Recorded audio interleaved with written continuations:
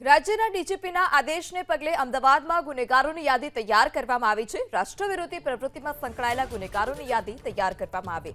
અમદાવાદમાં 3000થી વધારે આરોપીઓની ઓળખ કરાઈ। 2100થી વધારે આરોપીઓ હાલ અમદાવાદ શહેરમાં વસવાટ કરે છે। દરેક પોલીસ સ્ટેશન વિવિધ એજન્સીએ ચેકિંગની કામગીરી પૂર્ણ કરી છે। આરોપીઓ હાલ ક્યાં રહે છે, શું પ્રવૃત્તિ કરે છે તે તમામ વિગતો પણ એકત્રિત કરવામાં આવી। 30 વર્ષમાં રાષ્ટ્રવિરોધી પ્રવૃત્તિના ગુનામાં પકડાયેલા લોકોનું પણ વેરિફિકેશન કરવામાં આવ્યું।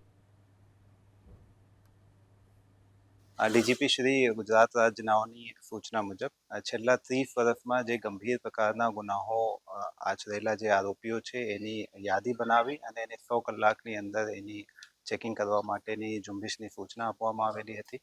એ અનુસંધાને અમદાવાદ શહેરમાં ટોટલ 3000થી વધુ આરોપીઓને આપણે આઈડેન્ટિફાઈ કર્યા છીએ અને એ પૈકી 2100થી વધુ લોકો જે હાલ અમદાવાદ સિટી વિસ્તારમાં રહેતા હોય એને ચેકિંગ કરવા માટે, એને કરંટ વેરઅબાઉટ જાણવા માટે દરેક પોલીસ સ્ટેશન, દરેક ઝોનની ટીમો સાથે સાથે ક્રાઇમ બ્રાન્ચ અને એસઓજીની ટીમો દ્વારા એની ચેકિંગની જે કાર્યવાહી છે એ પૂર્ણ કરી લેવામાં આવેલી છે અને હાલ એના વેરઅબાઉટ હાલ કયા પ્રવૃત્તિ સાથે સંકળાયેલા છે એ તમામ વાતોની જે વિગતો છે એ પણ એના નોંધ કરી લેવામાં આવેલા છે।